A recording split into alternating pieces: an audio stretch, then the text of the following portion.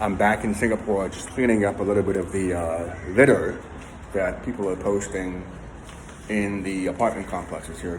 And the thing is, you're not supposed to do that unless you have a box that's posted here, because otherwise you end up with, a lot of litter on the ground. But anyway, that's not what I want to talk about.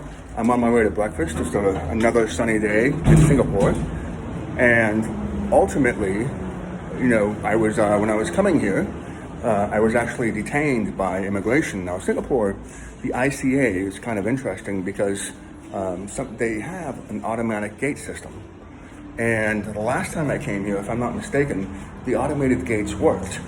But this time, and I believe one of the times previous, the ICA, otherwise known as the Immigration Authority, would tell me to go into the public area to be, screened by, basically for additional screening.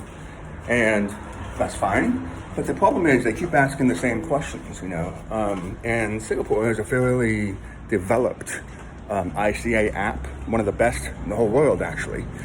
And one of the things that I noticed this time is that out of the 12 people there in the public waiting area for additional screening, 10 out of the 12 were Muslim.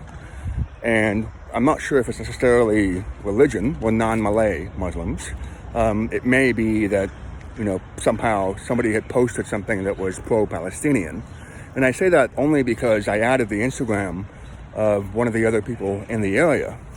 And what was on the Instagram account was which were two flags, and one of them was a Palestinian flag. So one of the things that you notice in Singapore is that the infrastructure continues to be better and better and better. So they're now building another public transport connection here.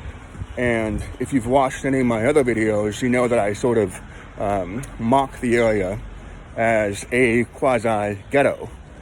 And of course, it's a joke because there aren't really any ghettos in Singapore. And so this is the closest you're going to get to one. And even then, Singapore is attempting to fix that problem.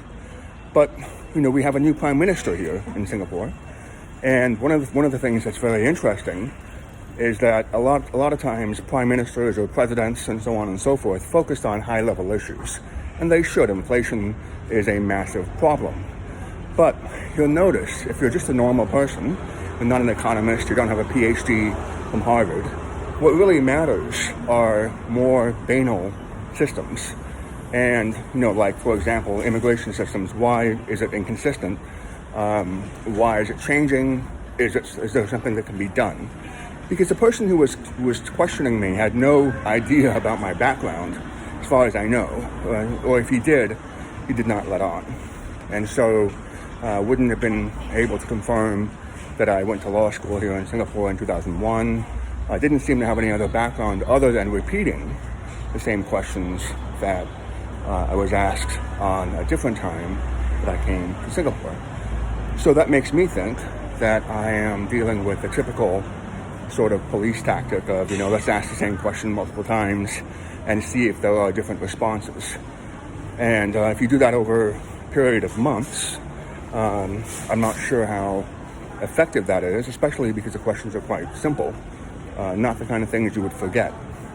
But again, when you have politicians, there's always a disconnect between how much they can do, especially when they're dealing with big ticket issues like inflation.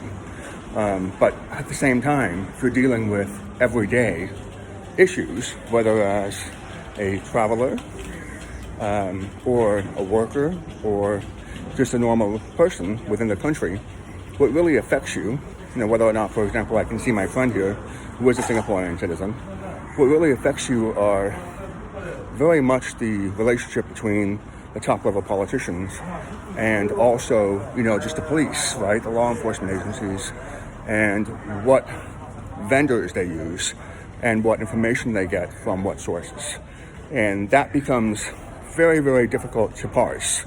If you are taken over from somebody else who is of the same quote-unquote political party or whatnot, and yet those banal issues are really what make or break a country's stability as well as openness to the outside world.